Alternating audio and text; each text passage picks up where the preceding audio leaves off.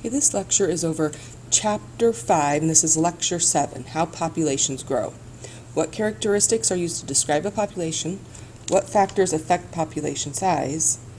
What are exponential growth and logistic growth? Characteristics of populations. 3 important characteristics of a population: geographic distribution, the area inhabited by a population, the area, the density, how many individuals are there, and the growth rate, how fast the population is growing. Growth of a population is determined by 2 big things: the number of births and the number of deaths. If you have a lot of births and not very many deaths, that population is going to grow over time. The opposite, if you don't have a lot of people being born, but you have a lot of people dying, that population is going to decline over time. Exponential growth. Under ideal conditions, with unlimited resources, a population will grow exponentially. When individuals in a population reproduce at a constant rate, this is going to happen, because you have 2 to 4, 4 to 8, 8 to 16, 16 to 32, and so forth, and then you have this explosion of a population, and we'll look at a couple of graphs that show that. Here's exponential growth of bacteria in hours, and here's an exponential growth of elephant population in years. So you can see that almost straight up line. That's an example of exponential growth. Logistic growth is a little different. Obviously, the conditions for exponential growth are rarely ever met. As resources become less available, the growth of a population slows or stops. Population can't just keep growing and growing and growing. Eventually, there's not going to be enough food, water, or shelter, those important resources needed for survival. Logistic growth occurs when a population grows slow or stops following a period of exponential growth. So it slows or stops following the exponential growth, and this will happen because of lack of resources like loss of space, food, or water. And here is a graph that shows that. It was exponentially, and then all of a sudden it reached its carrying capacity, and the carrying capacity is the maximum number of individuals of a particular species that a particular environment can support. So it's like the maximum amount of individuals that can be in an area. You reach that carrying capacity, and now you have logistic growth. It's kind of evening out, usually due to lack of food, water, and shelter. And again, the carrying capacity is the largest number of individuals that a population can support. At carrying capacity, the growth rate is 0. What factors limit population growth? So these are called limiting factors, a factor that limits if a population can grow or not.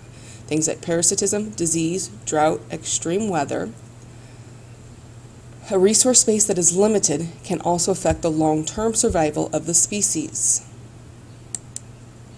There are 2 types of limiting factors. There's density-dependent limiting factors and density-independent limiting factors. You are going to have to know both for the test. There's going to be a little scenario, and you're going to have to tell me if the scenario is density-dependent or density-independent, and then why.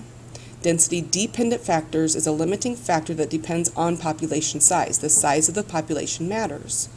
Density-dependent factors become limiting only when the population density reaches a certain level.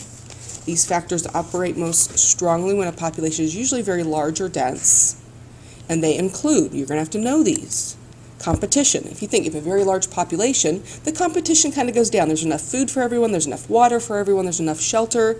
Or if the population is extremely low, then that competition is going to become high. So density dependent, it depends on the population size on whether the competition is going to be strong or not. Predation, again, depends on the population size, density dependent. If there's a lot of food out there, predation is not going to affect certain individuals, whereas if the populations were small, animals eating other animals, the numbers are going to be affected. Predation, it matters. Density dependent, the size matters. Parasitism, again, the population size matters. If there's a lot of parasites killing some animals in a very large population, that's going to be okay. But if that population was small and a parasite came in and killed them, you could have a whole population go extinct. So again, parasitism, density dependent. It depends on the size of the population whether it's going to affect it or not. Disease, similar to parasitism. So if a disease comes in and you have a large population, it's not going to kill all of them. But if the population is small, that could affect their numbers greatly. So again, disease, density dependent, depends on the size of the population if it's going to affect them or not. And then here's just a graph showing wolf and moose populations on an island. And you can see as the moose population increases, so does the wolf. And this would be like predation. So as long as there's enough food for the wolf, their numbers increase, and so forth. And we'll be doing a little worksheet dealing with this later. The opposite is density independent. It doesn't matter the size of the population, it's going to affect them. Things like weather, natural disasters, seasonal cycles, and human activities. For example, unusual weather. A tornado comes in, it doesn't matter if the population's small or large. If it wipes it out, it wipes them out. It's going to affect them. Natural disasters, same thing. A tsunami comes in and wipes out a whole area. That doesn't matter if your population was small or large, it's going to wipe them out. Seasonal cycles, human activities. Again, population size does not matter, so it's density independent. It's independent of the size of the population. Density independent factors. In response to such factors, many species show a characteristic crash in population size. Environments are always changing, and most populations can adapt to a certain amount of change. Populations often grow and shrink in response to such changes. Major upsets in an ecosystem can lead to long-term declines in certain populations. Okay, human population growth. How has the size of the human population changed over time? Why do population growth rates differ in countries throughout the world?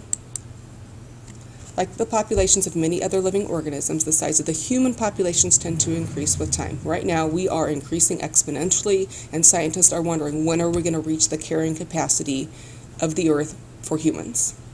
In the U.S. and other developed countries, the current growth rate is fairly low. In some developing countries, the human population is growing at a rate of 3 people per second. The human population is well on its way to reaching 9 billion people in your lifetime. And again, do we have enough food, shelter, and water for all these people? How is this going to affect our planet? And you can see that exponential growth happening. You can actually see a decline when the bubonic plague came in, but pretty much after that, once we got the Industrial Revolution and all those factories and sanitation became better, people were living longer, we have some exponential growth. The following factors have caused rapid increase in population growth. This is for humans. Agriculture. We now can make food, and we're making more and more food per acre than ever before. Industry. We have jobs. We're making our lives easier. We have medicine.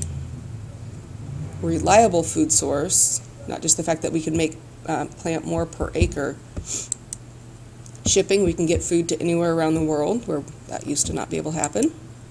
Improved sanitation. We've have prevented a lot of diseases because of improved sanitation. Medicine, I mentioned that before, having medicine, having antibiotics, having all these new medicines. People are living longer. If people are living longer, that death rate is low, but you still have people being born. Technology. Why can't the human population grow exponentially forever? I mentioned it before, the resources on our planet are very limited. Demography is a scientific study of human populations. You study birth rates, death rates, the age structure of the population, how the growth rate will change over time. Is it going to go fast? You have a slow growth rate. Okay, age structure. Population growth depends in part of how many people of different ages make up a given population. Age structure. How many different people at a certain age? Age structure diagrams show the population of a country broken down by gender and age group. So for example, you have the U.S. population versus yeah, you can read that. Okay, so the U.S. population, if you can see, the birth rate down at the bottom versus the death rate at the top, and our widest part is like, you see like 35 to about 49. It's a little bit older population. our population growth is going to slow down. We have less births, and eventually we're going to have more deaths. Where the other graph, look at that birth rate compared to the death rate. With that graph, that population is going to grow immensely in the next 10 years. Here's another one. You have here the first, it says rapid growth. This is an example of slow growth. Here's an example of zero growth. I don't know if you can see that, it might got cut off. Rapid growth, look at the birth rate versus death rate. You have kind of slow growth, and there's zero growth, and that kind of almost looked like sort of ours, but they have us here in the middle. We're not going to worry about that. You can take a look at this if you want to.